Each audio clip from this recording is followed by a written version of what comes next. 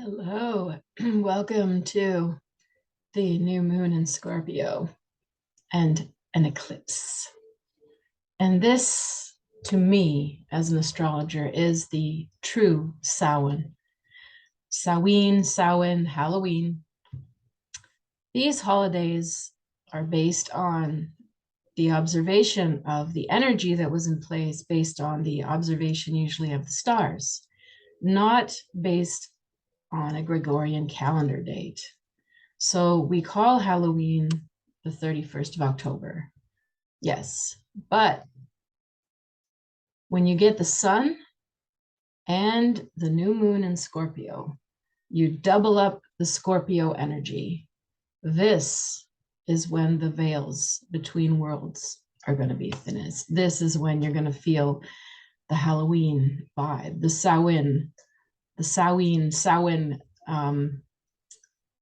communications with spirit, openness to the ancestors, transcendent kind of states of mind, dreams. And not only is it the new moon and Samhain, it is also an eclipse, partial, but still an eclipse. So we are in eclipse season, meaning there's going to be another one November 8th. And when you're in eclipse season, one and then 2 weeks later, boom, another one. We're going to expect, again, lots of movement, wake up and shake up, events that affect us, things that move our lives forward or kick us screaming and yelling, or open the door. It can be all of the above, but we expect surprises with eclipses for sure. So I'm going to officially say then, happy Halloween, happy Samhain, blessed be.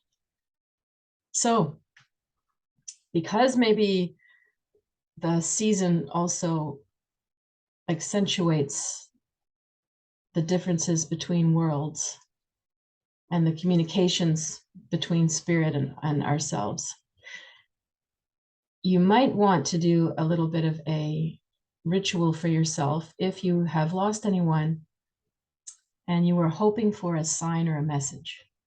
This is an excellent time to invite that in. One way that I wrote about in my book, Vibes from the Other Side, is to create some sort of sacred space or sacred altar to a person that you are missing or wish to communicate with. And it can be as simple as a picture, a candle, and maybe you go and find some nice fall leaves. Maybe you want to buy flowers if they had a favorite flower. Maybe you find like wildflowers along the side of the road. Could be a little sprig of pine or spruce or something but just some little offering from nature. And some of you, if you have them, you might want to put an object. Maybe you have somebody's ring, somebody's watch. And it doesn't have to take up a lot of space, but what you would do is, with the intention of that person, if it's specific to a person, I would light the candle every day, keep the altar fresh, and pray, speak to them, and ask them to come through and give you a sign. And most people who have done this have told me after a few consecutive days, maybe sometimes a week, 10 days, Matt, doesn't take that long, they always come back with a satisfied smile and say, yeah, I got my sign. So I highly encourage you to do that. This is the season to connect with the angels, the ancestors. It's also the season where other spirits come through as well. So we want to do protection, because we don't necessarily want to speak to every spirit that's around, do we? Some of them are not, they're stuck here. They're in the lower astral. Some of them are not very pleasant. Some of them are just, they're not guides, let's just say. They can actually cause disturbances. Sometimes people love that about this time of year. They want to feel ghosts and they want to feel weirded out. They want to feel some paranormal activity and gives them goosebumps and stuff. Personally, I cleanse and try to help those ghosts or stuck entities cross over to the light.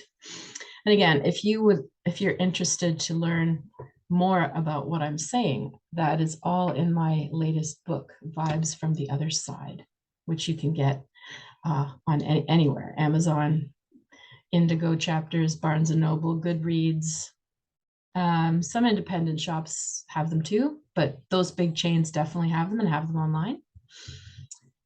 And yeah, the other thing you might really be in the mood for because of this, we're in the season, is the tarot. There is a tarot conference coming up online at the London College of Psychic Studies in London, England, yes. And they're offering a whole host of workshops in, on, and around their conference, which I believe is late November or mid-November. And I am going to be teaching there. So I have a course with the London College of Psychic Studies, November 12th. If you are in the Eastern time zone, it is in the morning. It is 2 p.m. there. It'll be 9 a.m. here. It's, I think they put me down for 4 hours. It'll be somewhere around 3 or 4 hours, and it is an introduction to the Thoth Tarot, which is the one, if you follow me, it is the one that I use and that I sort of learned on the most. It is this. And it's a fascinating deck because it has quite a different philosophical or ideological underpinning to the classic Rider-Waite deck that a lot of people use. So I will be giving a course on the intro to the Thoth deck for anyone interested. And if you are, I will put the link to the course and how you can sign up below the video. Also, as usual, I'll ask you to subscribe, like, share this video if you're happy. And also, if you'd like to join one of two groups, I have either Patreon, which the link is below if you just want to be supportive of people's free content. You can click and subscribe to Patreon. Or if you would like to practice your intuitive skills with and meet other people who are doing the same, a safe space where you can share your gut feelings, and I give little exercises to try, and a place where you can meet other people like yourself if you don't have a lot of people in your life that you can share these things with. I am, always trying to build an online, build a community of intuitive people who function this way and who are developing it. So this, you might want to join my Intuition Cafe on Facebook. So I'll put all of those links below, and we will delve into the chart now for this new moon. So new moons, of course, it's the dark moon. That even carries even more symbolism about the veils. It's dark moon and it's Scorpio, and it's sun in Scorpio. It's all about the hidden, the depths, the digging to the bottom, getting to the bottom of things, the truth, no matter how hard that is. Confronting the truth, never quite being the same after you've discovered something. That's Scorpio. Add that to the new moon or the dark moon. We're planting seeds at the new moons in the dark, and we trust that they are doing something alchemical underneath the earth. We can't see them and monitor them. All we can do is water them blindly and know that they're going to grow when it's their time. And that's what we have to do with new moons. We have to plant our seeds, whether it's our words, our intentions, our goals, our desires, our boundaries, and we have to water them. So we have to take care of them, keep them alive, be consistent with them, follow up with them, back ourselves up when challenged. That would be sort of a form of watering your goals or your boundaries, your seeds. And eventually they will start to crack open and bloom. and they'll start to grow. So there's a lot of faith when it comes to a new moon, that you are absent of light, you're out in the dark, and you're planting seeds, and you must trust. You must trust. So you might find that themes of faith and trust and taking leaps are part of what's going on for you during this new moon. And you might find the eclipse bringing you situations that force you to change things quicker or give you a helping hand. There could be synchronistic things that help kick things along. There could be things that are suddenly shown to you, like, whoa, didn't see that. So I think this is a very potent time that we're in right now. So what do you need to know? Well, as usual, self-care, self-care. Try to rest, try to stay calm and grounded, try to not take on more than you can chew, you know, reach out to support systems. And this is making it sound like it's bad. I mean, it's not. Just use the opportunities to grow and take care of yourself well in the process, because it is intense. Scorpio is always intense. You know, that's the whole image of the stinger. You know, they'll sting you and you'll never be the same. The bite will bring new awareness, and there's no turning back. So very interesting. So let's take a look at our chart then. And okay, let me just see. Just want to open it first. Why do I always do this, eh?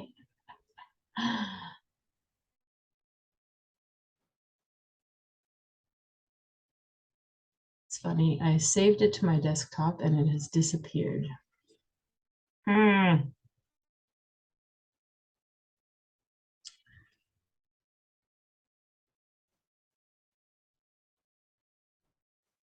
Well, we'll find it. So, so this chart, oh, I think it's saved in the wrong place. Yeah, here we go. I found it. So this chart actually has a nice flow to it. Looks much better than the previous that we were dealing with at the full moon, like much better. So this is very encouraging that despite the intensity, there's a really nice set of aspects that, you know, it means like if change and transformation are set in motion, it seems like it's for a higher purpose or something, because the planets look very nice. All right, here we go. Now, let me zoom in. All righty. So as you can see, it's Tuesday the 25th, so coming up in a few days, 6:49 a.m. if you're in Eastern time zone. I found that sort of funny. 6:49, the lotto numbers. Lucky. Is it going to be lucky? I don't know. But it just made me smile when I saw that. And that's, of course, if you're in the Eastern time zone. So if you are on the Eastern time zone, take a look at this, because all those Scorpio planets are falling right in the first house of the rising sign. And this is always an interesting dilemma for a Scorpio, because Scorpio is like, no. I am in the background. I'm observing you. You don't see me. I see you. I'm studying you. I'm picking things up. Conscious, subconscious, things you won't say, things you don't even know about yourself. I'm picking it up and I see through you, but you don't see me.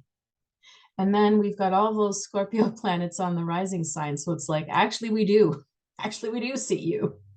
Actually, we see that you're being like that. We see that you're being protective. We see that you're being secretive. We see that you're mysterious. We see that you're powerful. We see that you're psychic. We see that you're deep. We see that you're vulnerable once we open up. So very interesting, isn't it? Like if you take other signs that are more comfortable being extroverted and being seen on the rising sign, makes your life easier. If you've got Scorpio planets on your rising sign, that's sort of like the antithesis of where to have your planets, because they're happy to be in the background. And this is like, no, we're making you be seen. So there is a bit of exposing those sides to people that could come up. Like, are you showing more of a vulnerable side to people than usual? Are you showing your depth to people more than usual? Are you everybody's psychologist right now? Are you more intuitive and it's obvious and you're picking things up, or you're sharing things more with people? Are people picking things up and tuning in to your energy and saying things? Are they outing you? Are they saying things that are true? Or are you the truth teller, the observer? It's all out there in the open, which is super transformative. I keep using the same word, but it really does move things along when something that wants to stay hidden just can't, right? There it is, like the scarlet letter, it's on your forehead, you can't hide it. So there's an aspect of that to this, of like, well, you can't hide it anymore, can you? So whether you're hiding something from yourself, if you're trying to hide something from others, people you're close to, or from the public, maybe you can't. Other people also won't be able to hide it so easily from you either. So it's interesting. We're going to see what or who sort of gets exposed under this light, under this chart. I find that sort of exciting because so much can happen. So much could be catalyzed from that. Because tiny little truths, once they're out, change everything, right? One detail in a court case can flip it all around. One article in the news can change the perception of something. So it's sort of got a bit of that, I'm not sure quite yet. We'll take a look at what it's going along with, whether there's this feeling of like exposing or scandal, or whether it's more, privately or gently revealed. We'll see.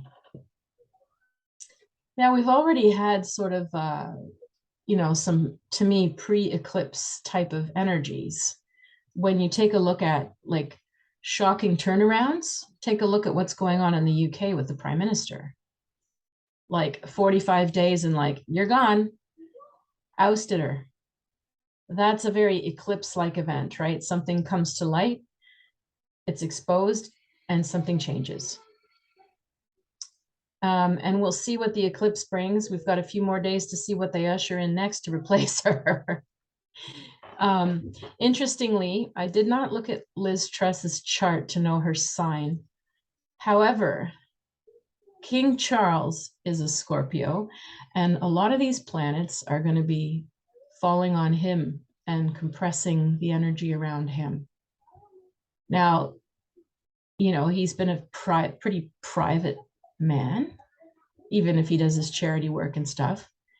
But Scorpios are usually very private. We don't know tons about him. I mean, some stuff has been exposed over the years, but a lot of people actually don't know how much charity work he's been involved in, and good things that he's done. He's kept it a bit on the down low, or he's just off the radar. But now he's king. And now are we going to see him expose certain sides of his personality to us? Who else is a Scorpio? Well, Mr. Putin is a Libra, but he's got a lot of planets in Scorpio. He's got a Scorpio rising just like this. So just think of what I said about all that. Powerful, covert, magnetic, exposing, seeing right through people. But again, vulnerable because it doesn't want to be on the ascendant. It would rather hide. This is what Putin's chart is. Libra with Scorpio rising. Now, he's also going to have this same cluster and this eclipse dynamic in his chart going on pretty strongly. And as we know, he's up the ante severely in the last few days. Now, I don't want to make any dire predictions about Ukraine and Russia and what he's doing, but all this to say, just take a look for what's going on over there with him, because his chart is going to be under stress. Now, if any of you are Scorpios or Scorpio rising, will you feel this a lot more? Yeah, you will. If any of you have your moon in Scorpio, same thing. It's going to emphasize a lot of this concentrated energy that we're talking about. Who else is it going to affect quite a bit would be the other fixed signs. So the natural opposite, Taurus.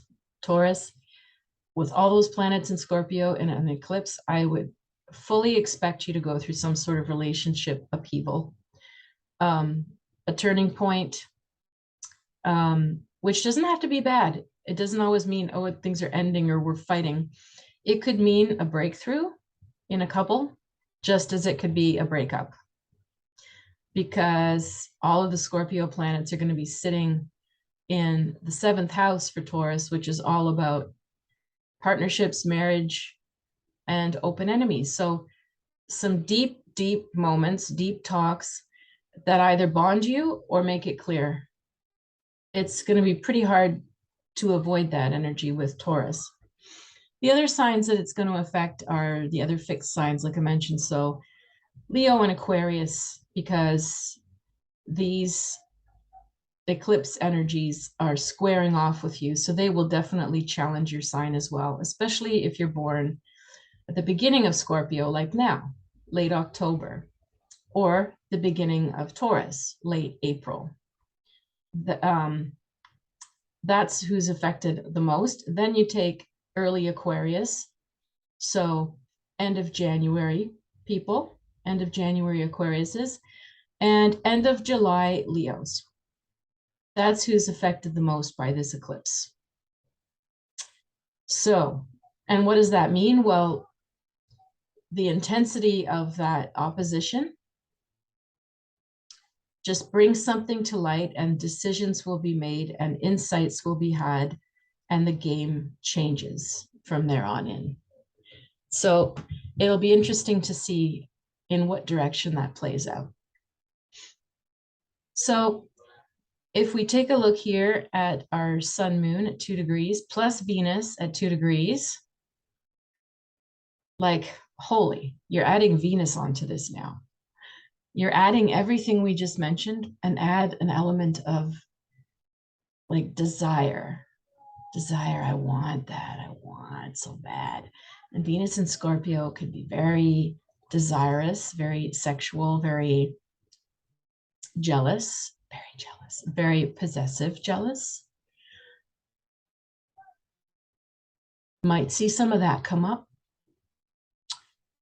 And then it's opposing, well, it's squaring off with Pluto mainly. It's sort of drawing a line here too. Well, it's the south node. Yeah, the nodes are all, oh my goodness, the nodes are also affecting a lot of this too. So let's talk about that before we get into Pluto. Okay, overall though, take a look though, see? Our sun, moon, Venus are connecting actually in a beautiful angle with Mars in Gemini and Saturn in Aquarius. Why? Because they're only the beginning of Scorpio. They're almost still in Libra. So they're actually making a nice trine with the air signs. So what does that mean? Well, that means that no matter, even though we're going to dig deep and we're going to feel our murky hidden emotions and get in touch with our psyche and our inner selves and our deeper truths, we're going to be able to talk about it, because Mars and Gemini can't stop talking. Like you might have, 15 phone calls about an issue that comes up in your friends group. You might have like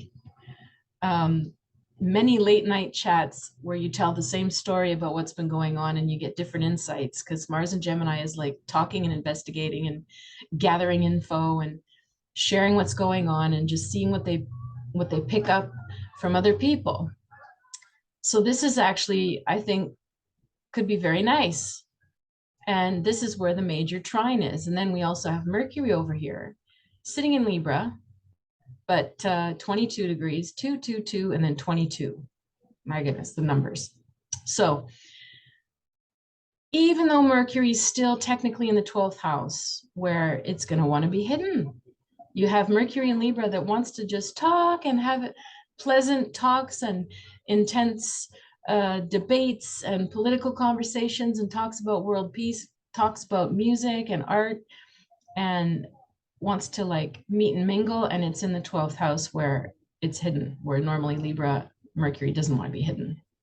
But it's close enough to the rising, and it's connecting pretty closely to the Scorpio new moon with Venus, and then connecting to Mars and Gemini. It'll be brought out of the dark. There'll be a lot of talking. There'll be a lot of chatting. There'll be a lot of sharing. There'll be could be a prolific time if you want to write something, even if it's just your own journal. Could be an excellent time to be taking a course, to be learning something, because all of the Scorpio energy, you're ready to dig in to the nitty gritties of things. You're more ready to absorb. I gave a healing workshop just 2 days ago, intuition and healing, and I'll be running those again. I don't have dates, but I'll be running it again with the Edgar Cayce Center out of New York. And everybody was just able to meditate so deeply and visualize, and everybody reported back feeling some sort of shift in their physical pain, because I was doing how do we use our intuition for healing course. Now, it's a perfect time for whatever you want to do, meditation. If there's something that you have to study more deeply, especially stuff that involves the psyche, involves the emotions, involves things that are maybe taboo, or things you normally might find, oh, I don't really want to know more about that or hear more about that. But with all that Scorpio energy, you're ready to take a look at it. So it's a great time to talk about it, share about it, study it. Wonderful. I really love that the air sign planets are linking up with this, because this is why it's got an even better feeling of like, this could bring out a lot of change. It's not, the Scorpio planets aren't just going to bring up all this truth and all this raw emotion and all this backlog of stuff and then just sit there, because there's no way for it, there's nothing to help it come out. You know, it's got a little bit of potential for some blow ups though with Pluto. It does. However, the nicer energy that we can see going on with the trine, the stronger one, is move it through you. Let yourself feel the grief, the rage, the jealousy, let yourself go, oh my God, this person isn't who I thought they were. Oh my Lord, I think I've reached my end, my edge, my final straw. I think I need to transform my life. I'm ready to do some therapy. I'm ready to give up drinking. Whatever big thing you're thinking, instead of like holding on to it, or again, getting into a conflict or a blowout with Pluto, that'll invite you to do so. You don't have to. If you pick the right vehicle, the right people, the right timing, and you discuss it and you move it through you and you bring it out and you talk, because then it's not going to stay inside and fester. You're actually going to make some progress on it. Mars and Gemini is going to get everybody's opinion on it. And then from there, maybe you're going to weigh things. Saturn in Aquarius is going to try to really weigh things as fairly as it can, based on awareness that everybody's got their different perspective and their different culture and their different ways of doing things. And there's just a nice collecting info and sort of trying to structure things and be fair that I like about this new moon. So by all means, anything that comes up, share, talk, write, look it up, take a class, read something about it. Don't just sit and marinate. If jealousy is coming up for you, sit with it, then talk about it. Talk about jealousy, read about jealousy, listen to songs about it, get it out of your system. So it's really a lovely time to be purging and getting things out of your system. So we can use that for a lot of healing. So where it does get us into some hot water, as we said, is when Pluto is squaring off down here in Capricorn with this energy. So that means, you know, people are going to try to draw you, or you will try to draw them into like a peak experience, because Pluto rules Scorpio, and Scorpio is like, oh, right, I'll fight you know, and Pluto is like, I'll fight you harder, you know, and like this could be a real standoff situation, whether you want to take that into politics or personal. The potential for like a really strong standoff is there. It doesn't have to, right? The other things support curiosity, researching, peace talks, mediations. That's all in the chart too. But there will be some who will be stuck and who will want or feel more comfortable being angry or in the bitterness or the fighting. And that's what we got to watch out for, not to be dragged down into that. And instead use this to move things forward in a lighter way. But that's definitely in the air. So keep an eye for that. Also, Mercury up there in Libra is opposing Chiron in Aries. Again, an opposition when Mercury is involved and it's Chiron. Okay. So some people will definitely be feeling very sorry for themselves and might try to oppose any of Libra Mercury's attempts to like, well, let's just weigh this out and look at how things are in the balance of things. You know, let's look at their side. Let's look at their side. And instead, you know, Chiron and Aries might be like, well, nobody's asking me. Nobody cares what I think. You know, because the wound of the self is there, like a child wound, like a little kid who can't join the playground because they're licking their wounds.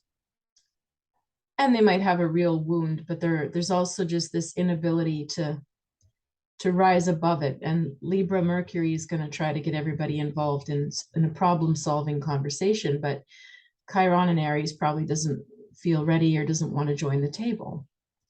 And Pluto and Capricorn doesn't want to join the table either. It wants to just stay in control and dominate things if it can, and say, no, oh, we're going to just keep doing it the way it was, or the way I liked it, or the way, you know, my way. And no, I'm not getting involved in any talks. This is our mandate. This is our, you know, authority that you're challenging, blah, blah, blah. Like, so yeah, that's in the air. The Chiron in Aries, though, is like, I mean, the authoritative, you know, hardened position is never fun to deal with either. But the sort of wounded child who can't sort of step up and have a conversation is equally draining. So I'm going to take a look at situations for that as well. And we also have Venus, Sun, Moon. We'll see, the chart's confusing. It's actually the node that it's drawing. Okay, so we have our south node in Scorpio opposing Uranus and the north node in Taurus. So we've talked about all those planetary combinations a lot in my other videos. So what's going to play out a little differently with this? Well, the south node is your past life, your past. It's where you're comfortable and you keep recreating some sort of chaos in Scorpio. So the south node or past life in Scorpio doesn't necessarily come to the negotiating table, it will probably find one more reason to go back down into the well of darkness and see one more time. Or it'll do something sort of sometimes self-destructive, sometimes chaotic. And, in their mind, they're looking for the truth, which is, we have to keep looking and looking, and it can never stop. But that'll sort of be exposed as well if somebody's doing that, since it's on the rising sign and since it's connected to the rest of it. So if you find some people are like over hashing the past, or if you find like you're almost getting to a breakthrough or a negotiation or a peace, and somebody goes, what about that? And drags everybody back down into it again, right as it was about to resolve. It's sort of like if it were music, and you're playing and there's multiple instruments and they're harmonizing, and you can feel it's about to come to the end, or like the cadence, the closure of that kind of music, or the chorus, and then someone else starts taking it. They don't let it happen, and they start playing something else and bringing us back into it again. Then you get this frustration feeling, right? Like you get this crescendo, and it's like, oh, nobody's letting it resolve itself. They just drag us back in.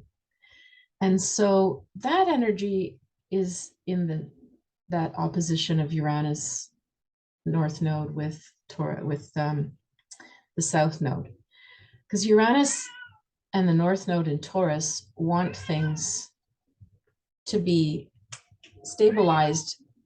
They want things to be more clear and secure, but they also are willing, because of Uranus, to do it maybe in a different way than they used to, or different way than before. I keep saying this with Uranus North Node, it's like these two planets represent sort of the new normal. What's that going to look like? We don't know, but we keep moving forward towards trying to secure new systems of banking, new ways of working, new ways of shipping things, new ways of finding energy. Like everything is sort of like the Scorpio upheaval, right? That's going on. And you can stay like always sort of,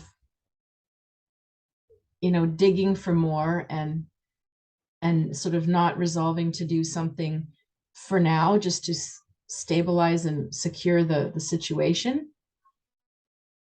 Like allowing for some peace instead of going, well, what about that? It's like, well, what about we just let it be resolved for now and have a bit of baseline, comfort and stability and predictability for people for a little while, to rest their nerves before we go asking one more question. That's sort of what this is about, And so you'll probably see some struggle with that as well. Surely, I'm sure we'll see that on the global stage somehow.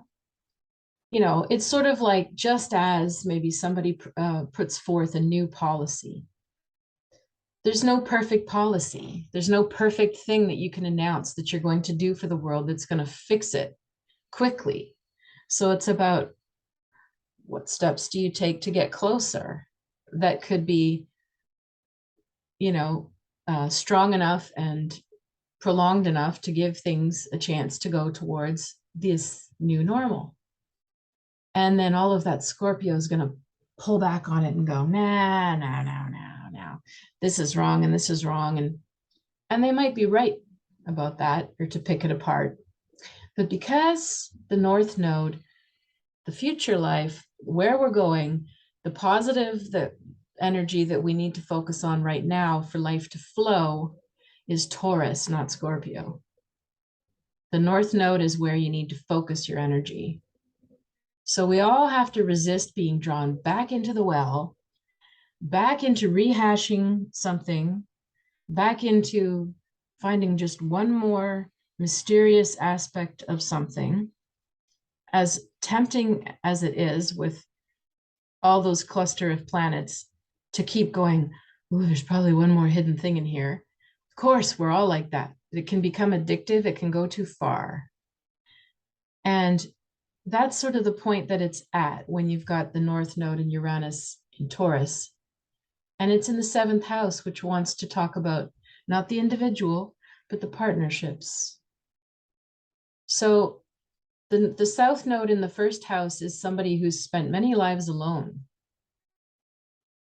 So you have the archetype in the first house here with all the Scorpio of like the loner mystic, you know, or the maybe even the inventor and the conspiracy theorist even, or the monk, the nun, the witch. You know, they're used to being alone, they're used to delving into the mysteries. And now the nodes are asking you to, like, it's time to get off the merry-go-round. You know enough, you've seen enough, you've done enough.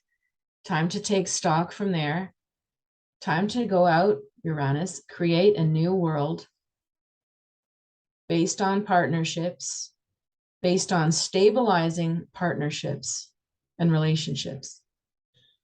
And it's requiring an enormous examination and upheaval of your values, which is the core of what Taurus is about. What's your value system? So you might see that there are issues or upheavals or changes or revelations in your relationships about your values during this eclipse as well. And ironically, Pluto is now supporting Uranus and the North Node instead of opposing the Scorpio. So when you use Pluto properly, it is extremely powerful to change things forcefully, with gusto, with like momentum, with magnetism. So if you're working towards something that is truly future oriented, Pluto, it could kick in and help it move forward in a wonderful way. And if you're going against the grain and stuck in the past, Pluto is going to come up with a conflict or a blowout. And that might help you navigate which things are more about past energy and it's time to let go, and which things are motivating the future because the intensity is being thrown into something that seems to be useful or productive or working. Now, we also have to talk about Jupiter and Neptune together. Jupiter's just retrograding, but it's in Aries, and then Neptune's in Pisces. So Neptune and Jupiter are squaring off with that Mars that we mentioned, the gatherer of info, the networker, the let's just talk about a million things. Let's do 10 things at once. Let's just see what I can glean from all this brainstorming and diversity. And Jupiter and Neptune are here together in the fifth house, which is usually romance, creativity. That can be a very nice angle for romance or creativity. Want to be careful of your expectations, though. Jupiter and Neptune together could create like an enormous idealization. You could be putting somebody or something on a pedestal. You could be blowing up an idea or a goal that is way beyond what's possible. Squaring off with Mars, I would expect that people will call you out on it. You'll be challenged. So if you find that you've got, you know, some new ideas you're putting forth, or new work that you're promoting, I don't know. If you say, oh, I've met somebody. If your eyes are full of stars and you're not seeing clearly, there's, with Mars and Gemini, definitely going to be some people around to call you out on that, challenge you on it. Also, with Mars square Neptune, there can be some deceptions at play. So you'll want to really just be careful of anything where you've got your expectations and hopes really too high. If you're daydreaming about, fantasizing about things. As much as that sucks, because it's fun to do that. And especially if you think, oh, I found the right this or the right that, or I found the right person. And then you start to just imagine future timelines, you know, that have yet to happen. And you'll just want to be careful of that right now with Jupiter Neptune. You know, the whole energy of the chart is about looking deeper for insight and but without getting sort of stuck in the past or rehashing down the, you know, down that rabbit hole over and over again. And this Jupiter Neptune's just so opposite to that. It's like, ooh, it's all fine. It's great. This is so perfect. I can't believe it. It's not questioning at all. You know, so it will be challenged. So just take a look over the next week or so with the eclipse. Maybe it's started already. Take a look, like what feedback are you getting from people when you share? And again, that just really emphasizes to me the need, as we mentioned at the beginning, anything going on that's really moving you, talk about it. Find the right people, find the right audience, the right supportive audience, and talk about it and process it so that you'll have a chance to see whether your expectations seem to be validated and on the mark with most people you speak to. Won't be perfect, but if you put forth, you know, this is what I'm thinking of doing, and 8 out of 10 people say, ah, sounds good. Sounds like you thought it out well, or I'm excited for you. Chances are you're on track and you're, you know, you've got a bit of that fun, dreamy factor in the right place. And then Pluto can come along and help you with that aspect to move it forward. And if you're daydreaming and self-deluding with those planets, then there's going to be some things said and people will call you out, or they will toy with you or tease you or toy with you somehow.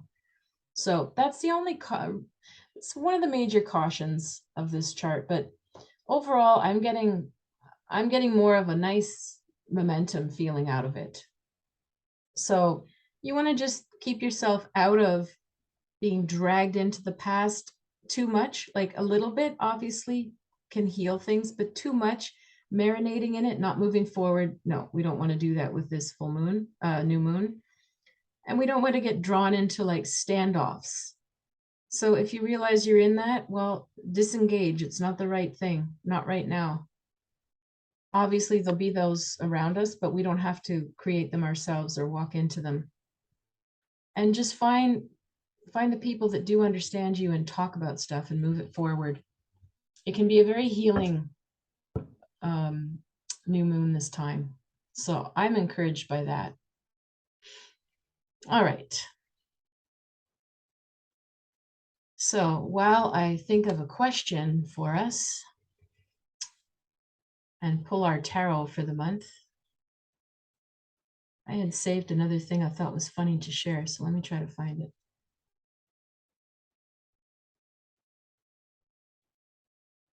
Well, I don't do this often with the YouTube videos, but I thought this was sort of fun. Let me see.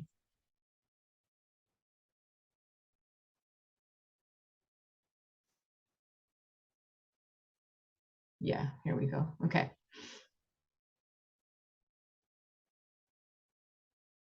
All right. We'll do our tarot after this, but I saw this and I thought this is just so perfect for this for this new moon. When you think you're being normal at dinner, but you're in a different dimension. I love this because Uranus and the North Node in Taurus, it's about being normal, you know, maybe a new normal, but it's about being normal. And then all of those Scorpio planets and Neptune could be like, woo, you know, you think you're being normal, but you're not. You're in another zone. I'm sure a lot of you can relate to this one. So I thought I'd put it up. All right, let's take a look now at our tarot for this new moon. All right.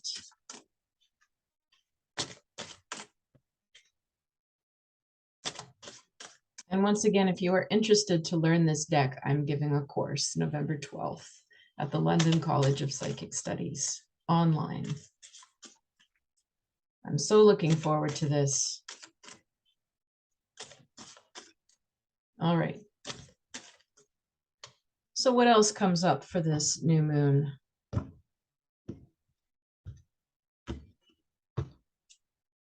So our first card is the Nine of Pentacles, which is gain, which is money, wealth, issues about wealth and money. Well, I mean, all we're talking about lately is inflation and recession.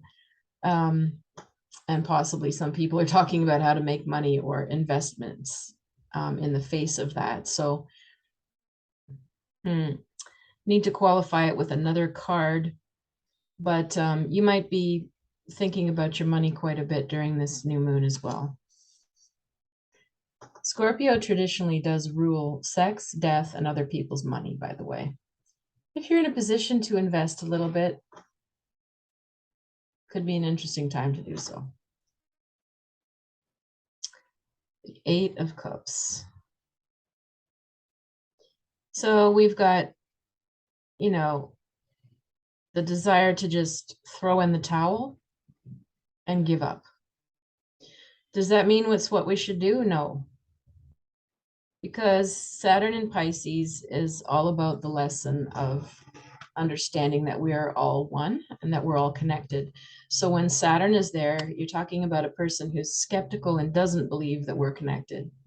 Very much, we're alone in the world and that's it, that's all. So you've got somebody struggling with that right now. Or it could be a global struggle, people feeling very much alone. So we really want to emphasize and seek out our connections so that you don't feel isolated. We've got justice.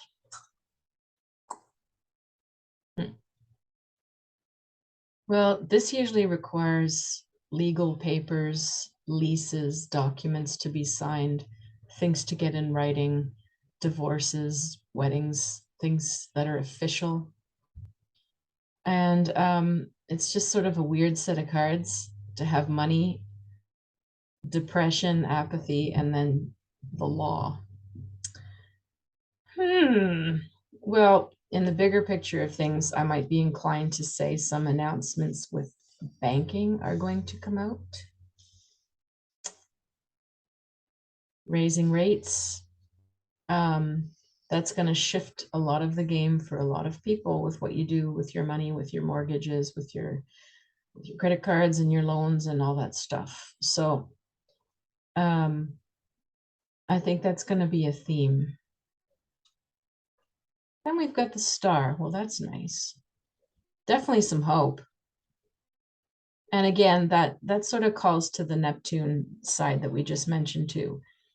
You want to be hopeful, but you don't want to have dreamy stars in your eyes where you're sort of believing everything is fine when if it isn't, but you do want to have hope.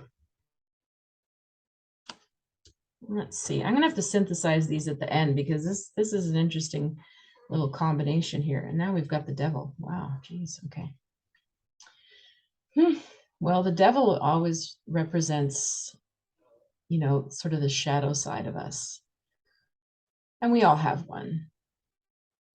We all have power and control issues somewhere.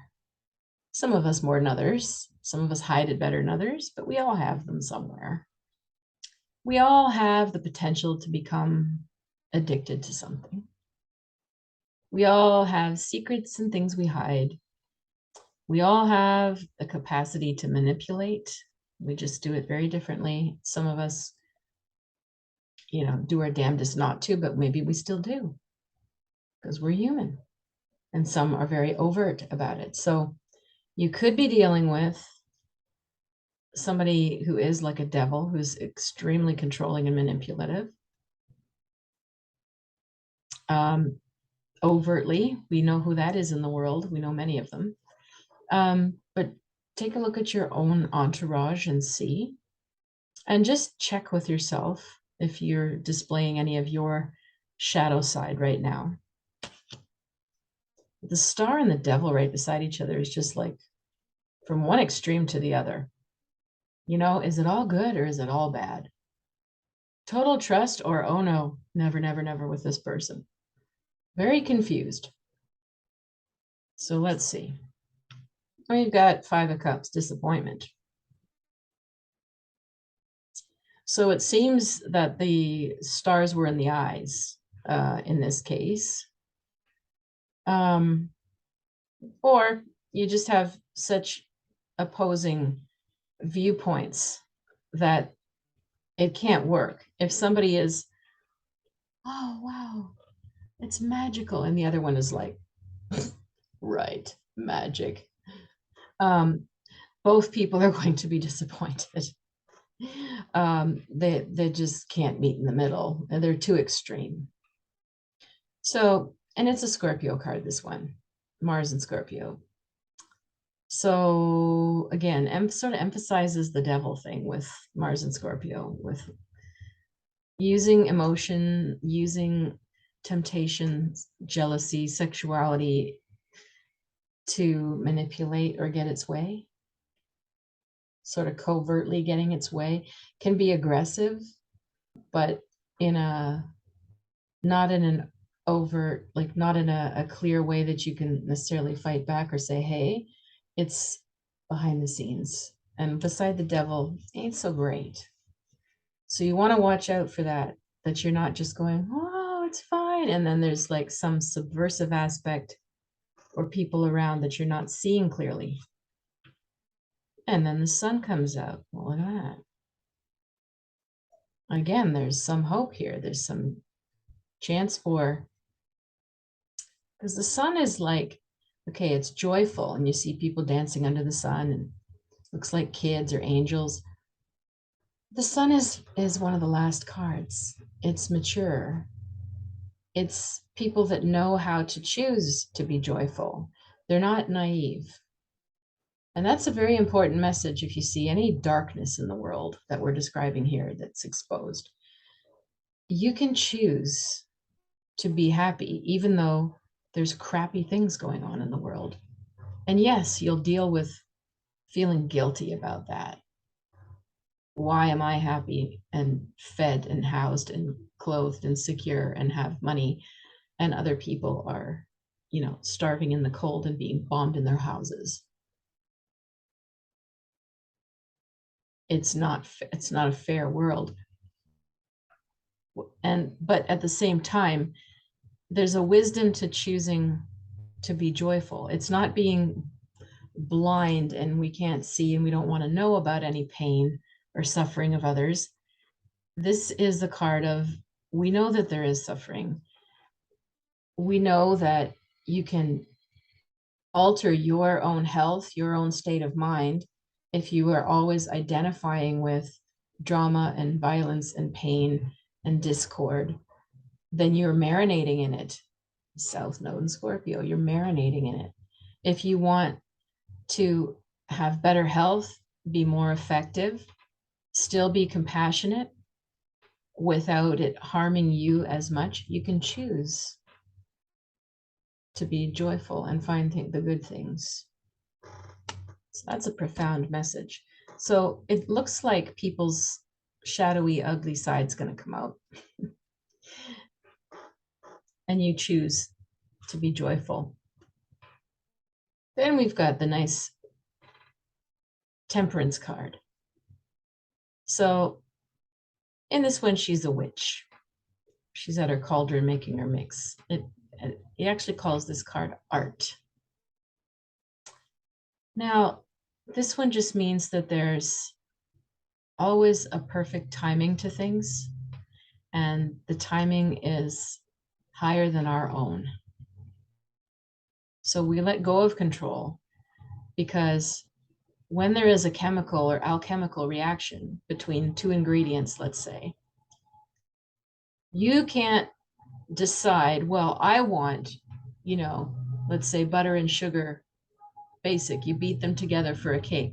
Well, I want it to be mixed after 30 seconds. Well, that's nice. It doesn't. The art or the temperance card knows there's a process between these two things, and it takes the time it takes, and it doesn't depend on what I want. I want something out of it, but I also know there's other parts and other things that go into it. So I have to be patient and I have to trust the timing. There's a higher timing to everything that's out of your control. The devil tries to control it. And the temperance card comes right before the devil, which is so interesting. But the temperance card is balancing the timing and knows that there's a higher timing. Devil sort of comes along to test it. Look at this. We have so many major arcana in this little reading. 1, 2, 3, 4, 5, 6 out of 9. This is sort of like, it's more like a destiny type of reading, a bigger picture. The Lover's card at the end would show some sort of partnerships, relationships, reconciliations, peace talks, couples that form. But it isn't always just love. It can be a marriage of two minds in any sense. It could be a business partnership. It could be two friends. It could be family.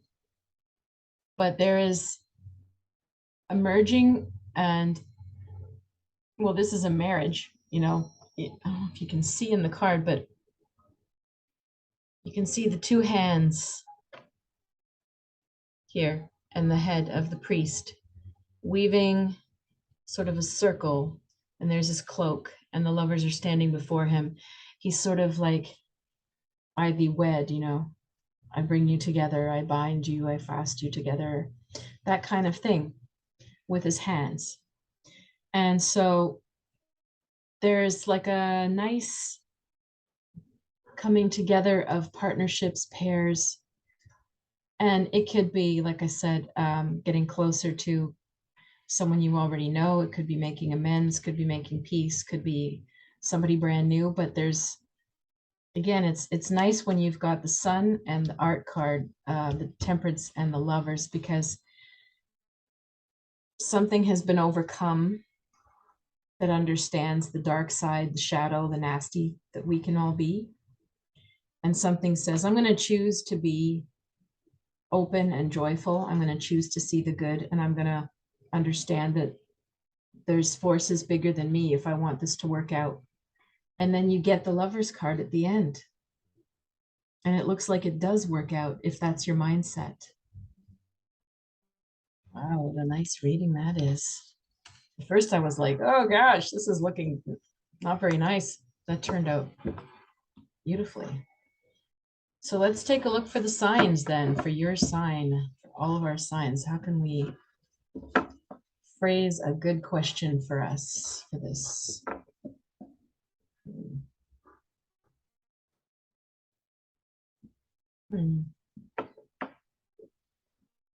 I think I'm going to go with, during this new moon, what do you need to do to heal during this new moon? What do you need to let go of? What do you need to have the courage to act on, say? How do you bring that, you know, because we're talking a lot about insights and bringing that forward and speaking up and moving that energy through. So a lot of healing. I like to focus on the healing aspect. So let's see, what does your sign need to do to use this new moon for healing? I like that. All right.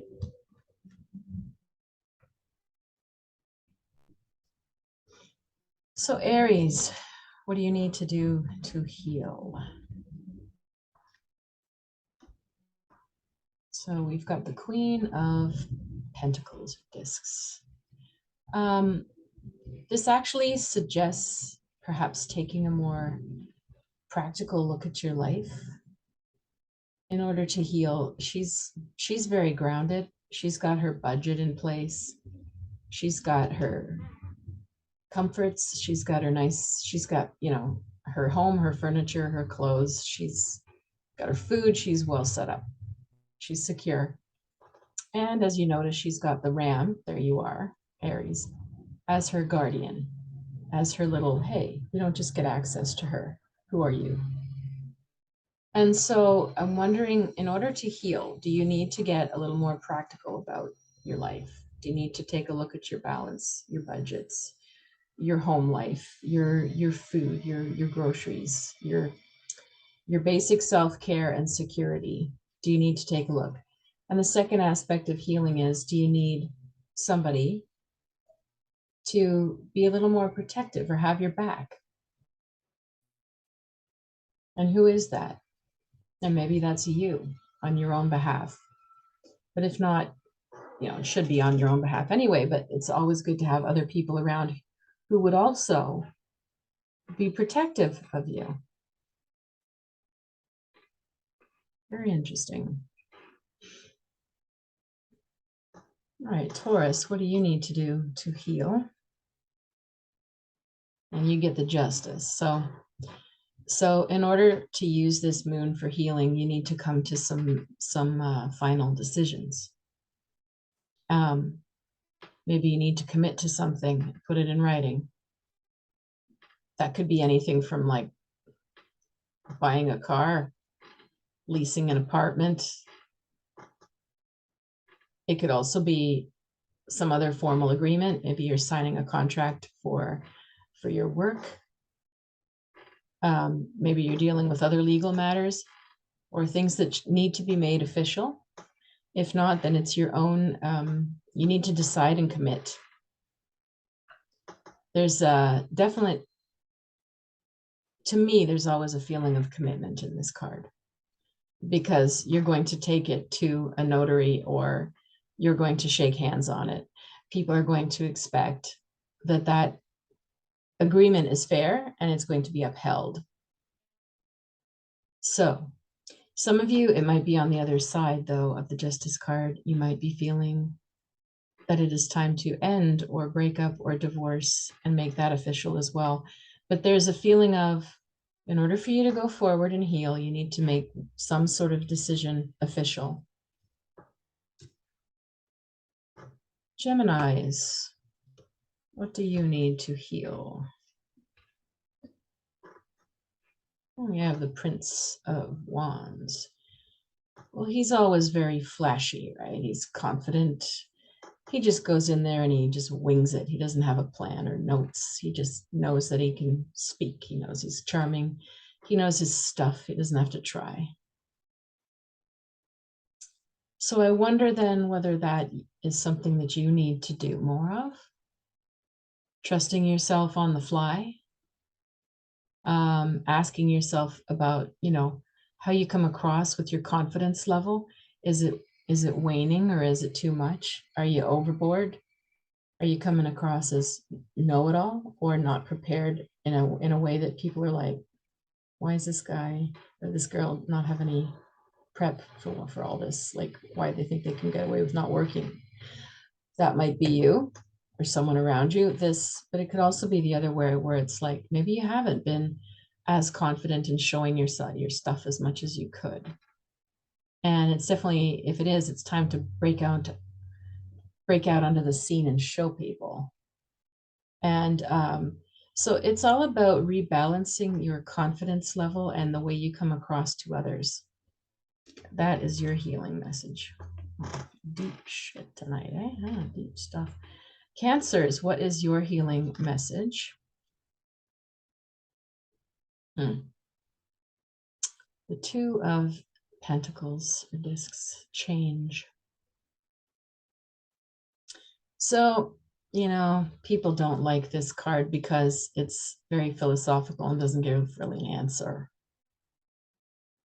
You see the snake is biting its own tail at the top, and the snake has a crown. And it makes an infinity symbol. So we have the symbol of shedding your skin and change and transformation that is infinite. Then we've got dark and light, yin and yang. So in order to heal, you once again need to make peace. Hi. You need to make peace with the fact that things always change and that life is always a combination of light and dark, up and down, and it always will. And there's nothing that you're doing wrong. It's just the way life goes. And the interesting thing too is on the card that there's Jupiter up there and then Capricorn. Now that's a pretty ambitious, industrious planetary combination.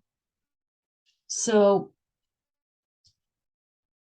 there's still a lot of force for working hard here. There's still a desire to like expand or climb up the ladder or get to where you feel you need to be.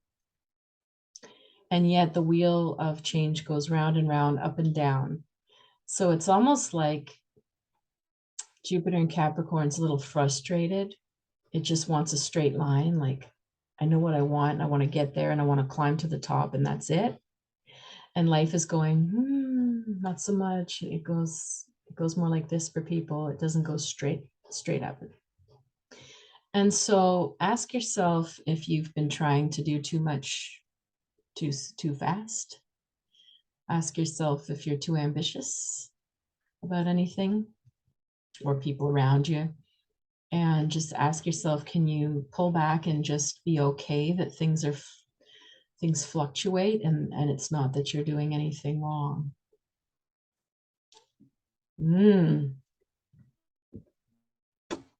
Leo, what is your healing message? And I pick a Leo card. Jupiter in Leo, victory card. Well, Jupiter in Leo again would be emphasizing all these Leo qualities, just like we talked about with the Prince of Wands. Confidence, true confidence, or putting on a show. Declaring, well, the worst case scenario, I'm thinking politically, like declaring victories that aren't even really yours would be like the worst case scenario of this card. Assuming things because of that. But the thing is, this card, the wands are very much in balance. The flames are equidistant and balanced. Nothing's getting out of hand here. So it does seem quite well structured and laid out. So you might see some advancement in your plans if you've set things up well, if you've thought things through well, if you've been working hard. You might see a nice advancement during this time. And how's that a healing message? I don't know. Do you need a win, Leo? Has it been a while? Has it been a while since you had a victory? Has it been a while since you felt like, oh, yeah, this is great. I did it. It worked. Yay. You know, or a celebration. It seems that you need a feeling of a win to bring your confidence back. But it also feels like you will get that. Now, just don't go around gloating or declaring false victories. All right, Virgos. What is your healing message? Money. 10 of discs, wealth, and the tree of life. And Mercury's at the top there. Well, this card is usually a chunk of money coming from others. It can be investments, it can be inheritance, it can be social assistance, even shows up sometimes as this card. It's payouts, it's chunks, Now, how's that a healing message? Do you need to have a chunk of money to help you with your healing? And we're not talking about beer money. We're talking about student loan to go to school if you've been really wanting to. We're talking about maybe a consolidation loan if you're in debt and you're worried. We're talking about a loan to get the house you've always wanted, the condo you've always wanted, whatever, the land. Is there a way that asking for what you need, assistance-wise, to go towards one of your larger dreams or goals? I'm getting a feeling it's like the asking for what you need and believing that it's and receiving it is a big deal for you because you're used to being the giver. You're used to serving other people's needs. So maybe it's you who needs to receive this. And like I said, it's not a scratch and win. You know, this might be the act of asking someone close to you or in the family. It would be so significant for me if I don't know, if I had a car, I would need some help with that. Or if I took these courses, it would really help me succeed to go get ahead, but I can't quite do it. Or something like that, to advance your school, to advance a life goal that's very important to you.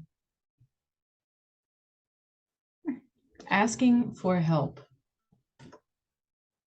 And when it comes up as money, that's so interesting that all those Scorpio planets, sex, death, and other people's money. And it's sort of like, ethically asking for other people's money for yourself to help yourself is a healing thing for you somehow, Virgo. Wow. All right, Libras. I always need to take a drink of water before Libra for some reason.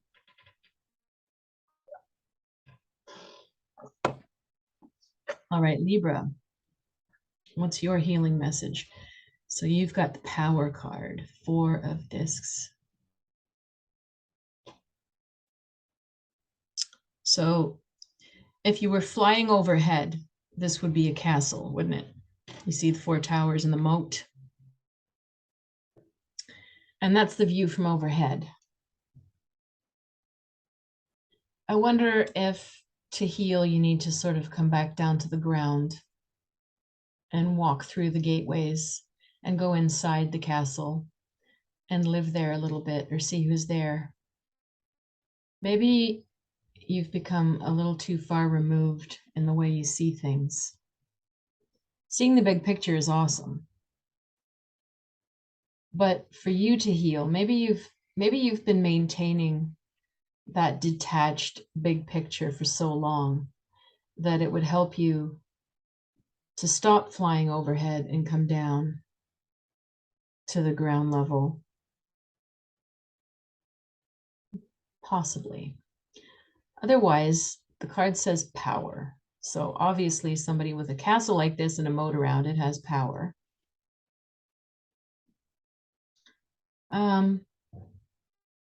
Yeah, I still get the same feeling as before. So in the context of power and healing, obviously you have to ask yourself, well, where is your personal power coming from?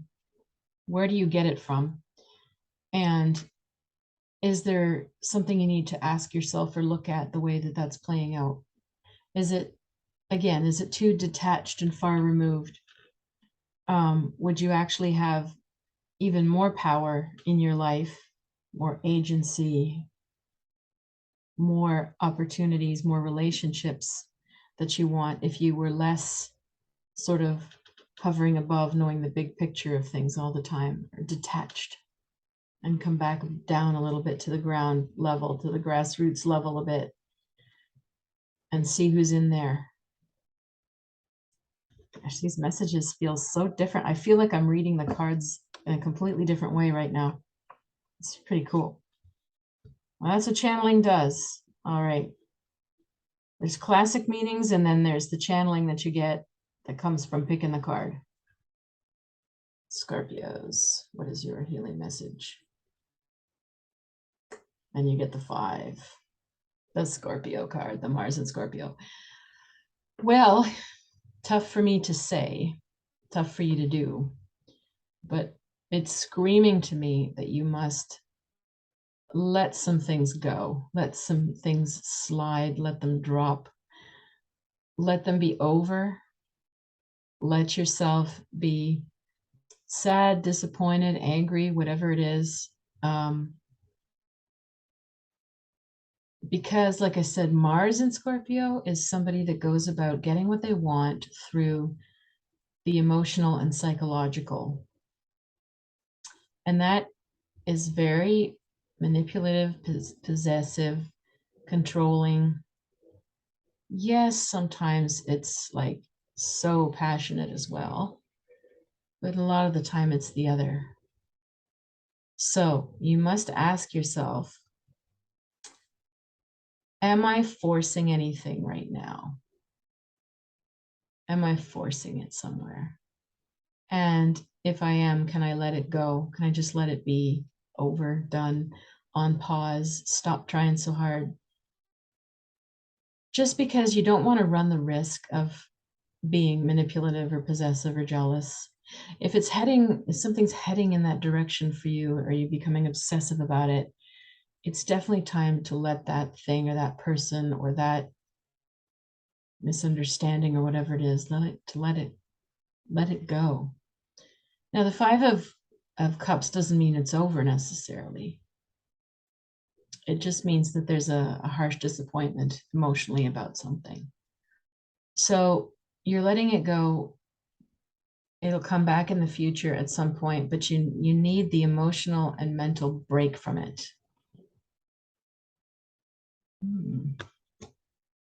Sagittarius, what is your healing message? 6 of Cups, nice. Pleasure. You probably need some more pleasure. You probably have been work, run. After all the many things you care about that you feel compelled morally to do or uphold, or build, the things you run after, the things where you're spread around too thin, but you feel like it's a mission. All great, but you need pleasure in order for your own self-healing. So to get off the podium and put down the torch for a little while and make sure that you know what brings me true pleasure, and give some to yourself so that you rebalance yourself from not always just output. And you need to receive that pleasure as well. Create it, receive it, share it. That's a lovely, what better message there is there than that for how do you need to heal? Oh, go make sure you have pleasure. But for some people, it's hard to do. Some people, it really is hard to receive and do, especially if you're really far gone in a mission mindset. No, I can't relax until that's done. I can't have fun until that person's okay. Right? And this is saying no to heal. Situation on pause, mission on pause. Drink it in, have some pleasure. Lovely. Capricorns, what do you need to do to heal? Queen of Swords, interesting. Well, Queen of Swords is very intelligent and clear-minded. And as you see, she sliced off this person's head and is just holding it there for decoration.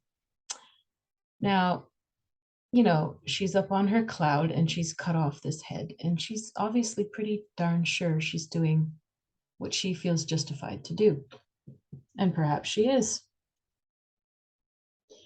But because we know the Queen of Swords is so much in her head, um, where is the heart in her decision? Or was it all an intellectual decision? You'd want to ask yourself that. Um, this could be someone around you that you feel is been very black and white or very harsh. It could also be you. But we want to watch out for very black or white, harsh, very sort of cold thinking that doesn't have empathy. And again, that might be you, that might be how you feel someone else is being with you.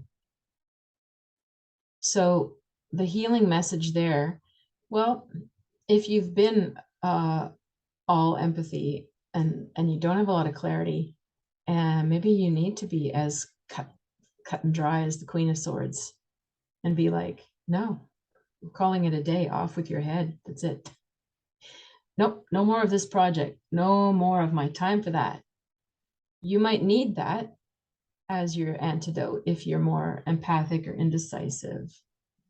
But if you can recognize that you've been very like rigid in some way, or very calculating and cutting and not really feeling for others or for yourself how the whole situation plays out, then we need to bring back the empathy. And if you're dealing with a Queen of Swords, your healing would be, she's a tough one. A lot of time people aren't going to make her suddenly open her heart. She's an older lady. She's sort of fixed in her ways. So the healing would be maybe, how do you hold yourself in relation to that person if you need to be around them? Let's say this was your mom. Let's say this was your neighbor, your boss, coworker who's like this. Then the healing is, well, how do I, knowing what they are, what decision do I take? How am I going to be in relation to this person? And you can get your clarity on that too. Aquarius, what is your healing message? Worry. Interesting. Well, you obviously, if you are a worrier, you hide it well. You hide it very well. But I know for a fact lots of Aquarians are worriers because I've known so many. But they will hide. They will hide it. They won't say, oh my God, I'm so worried about this. I'm so worried about that. If they open up to you, they'll let you know what the worries are and what they're about, and they'll talk to you. But they won't express it won't be so obvious what they're worried about. Not right away. Now, this is your healing message. So how would you heal? One tool that somebody gave me a long time ago with worrying, I mean, there's the obvious quotes like worrying is about trying to control the future, or when you're living in the future, you're in anxiety.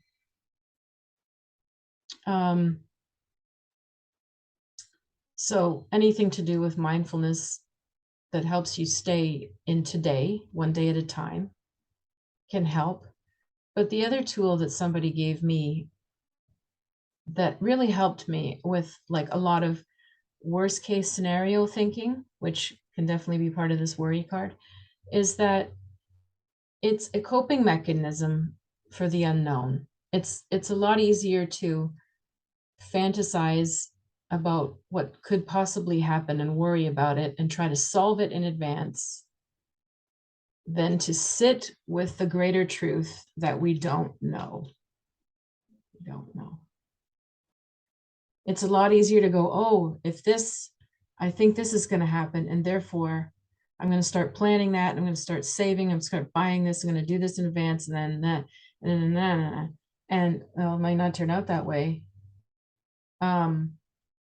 So it's sort of like that Cancer message about accepting change, but in this case, it's like the antidote to worrying is being in the present, but also acknowledging that you might be going through worst case scenarios, and you can call that out in yourself. Say, this is just me trying to cope with the unknown by imagining outcomes that are not going to happen. So yeah, conquering your worries. Never expected to pull that for Aquarius as a healing message, but there it is. And finally, Pisces, my dears, what is your healing message? Now you've got the 5 of Wands, strife. Saturn in Leo. So Saturn in Leo is somebody that needs to learn about leadership, needs to learn how to shine, needs to balance their ego. And Pisces usually doesn't want to have an ego, doesn't want to shine, doesn't want to take attention that way, finds it sort of gauche, you know, to be asking for attention.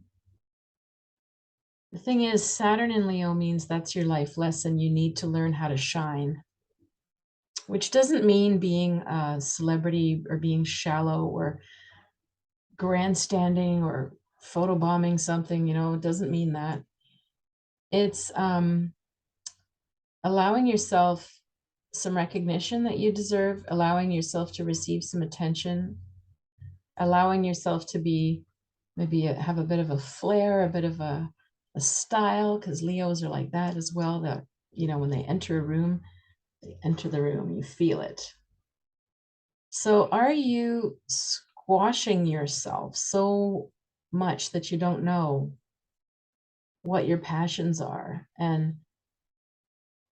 do you know, suppress your ego so much that you have lost touch with what you really, really want or find inspiring, or what brings out that inner lion or confidence? That's what you need to find.